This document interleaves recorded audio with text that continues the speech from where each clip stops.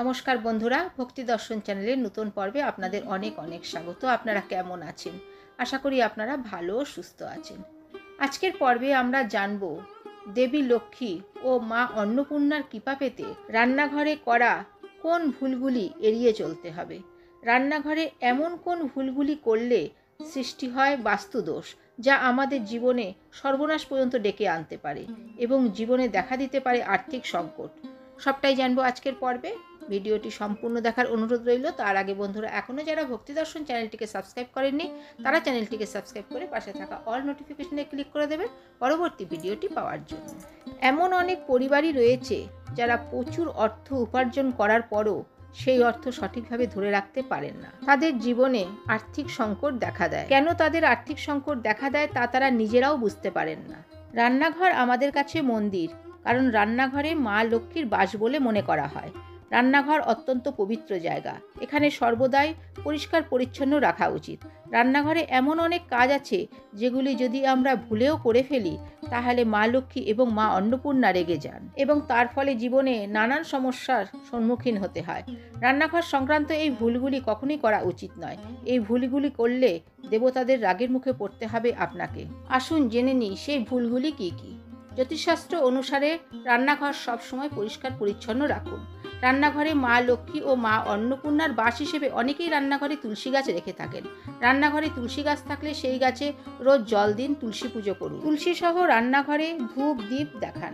রান্না করার আগে সর্বদাই রান্নাঘরে পুজো করুন, এতে মা লক্ষ্মী অত্যন্ত খুশি হয়ে থাকেন। তিনি ইতিবাচক শক্তি নিয়ে আপনার রান্নাঘরে প্রবেশ করবেন।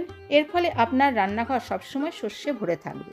রান্নাঘরে যখন রান্না করবেন সেই রান্নার প্রথম খাবারটি প্রথমে আপনি ভগবানের উদ্দেশ্যে অর্পণ করুন, তারপর নিজেরা খান। এতে মা লক্ষ্মীর বিশেষ কৃপা আপনি পাবেন। এতে মা লক্ষ্মীও খুব খুশি হয়ে থাকেন।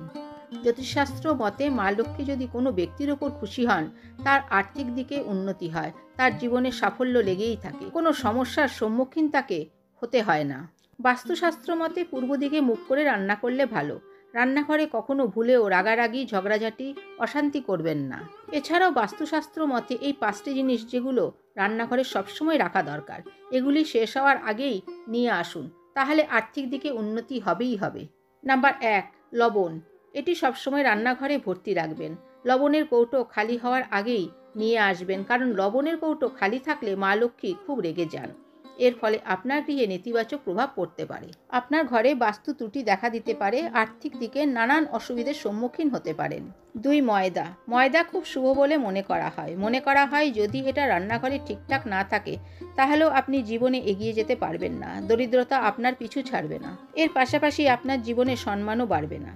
যারা রাজনৈতিকতার সঙ্গে যুক্ত তাদের জীবনে সফলতাও আসবে না। 3, চাল। চালকে মা লক্ষ্মীর স্বরূপ মনে করা হয়। ধর্মীয় আচার অনুষ্ঠানে চাল ব্যবহার করা হয়ে থাকে, তাই রান্নাঘরে চাল শেষ হওয়ার আগেই আপনি চাল নিয়ে আসবেন। চালের কৌটো কখনোই ফাঁকা রাখবেন না, এতে ঘরে আর্থিক সাফল্য আসবে, জীবনে মা লক্ষ্মীর কৃপা লাভ করতে পারবেন, রান্নাঘরও ভরে থাকবে। নাম্বার 4, সরিষার তেল। রান্নাঘরে সবসময় সরিষার তেল ব্যবহার করবেন। তেলকে জ্যোতিষশাস্ত্রে খুব শুভ বলে মনে করা হয়। যে কোনো শুভ কাজে সরিষার তেল ব্যবহার করা হয়ে থাকে। শনিদেবের সঙ্গে সরিষার তেল সম্পর্কিত। এর ফলে আপনার দিন খুব শুভ হবে, মা লক্ষ্মীর বিশেষ কৃপা আপনি লাভ করতে পারবেন। নাম্বার 5, হলুদ। হলুদকেও মা লক্ষ্মীর প্রতীক হিসেবে মনে করা হয়ে থাকে। রান্নাঘরে হলুদের কৌটো কখনোই ফাঁকা রাখবেন না বা হলদি কখনোই কাউকে দান করবেন না। শেষ হওয়ার আগেই কৌটো ভরে হলুদ রেখে দিন, এতে বিষ্ণুর আশীর্বাদ পাওয়া যায়, সেই সঙ্গে মা লক্ষ্মীর কৃপাও পাওয়া যায়। রান্নাঘরে হলুদ শেষ হওয়ার আগেই তা নিয়ে আসুন, জীবনে সাফল্য মিলবে। এছাড়াও সেটি হলো অহংবোধ ত্যাগ করুন। অর্থ আছে বা আপনি ধনী, তাই কখনোই তা নিয়ে অহংকার করবেন না, এতে মা লক্ষ্মী খুবই রাগান্বিত হয়ে থাকেন। এর ফলে মা অন্নপূর্ণা দেবীর রোষের মুখে পড়বেন আপনি, এতে আপনার আর্থিকও ক্ষতি হবে। শুধু তাই নয়, এর ফলে আপনার জীবনে দারিদ্রতাও নেমে আসতে পারে, কোনো কাজে আপনি সফলতা অর্জন করতে পারবেন না, তাই অহংকার বোধকে ত্যাগ করুন। তো বন্ধুরা, আজকের ভিডিওটি এই পর্যন্তই। আশা করছি ভিডিওটি থেকে আপনারা অনেক উপকৃত হবেন। ভিডিওটি ভালো লাগলে ভক্তি দর্শন চ্যানেলটিকে সাবস্ক্রাইব করে সঙ্গে থাকুন। ভালো থাকবেন, সুস্থ থাকবেন। ধন্যবাদ।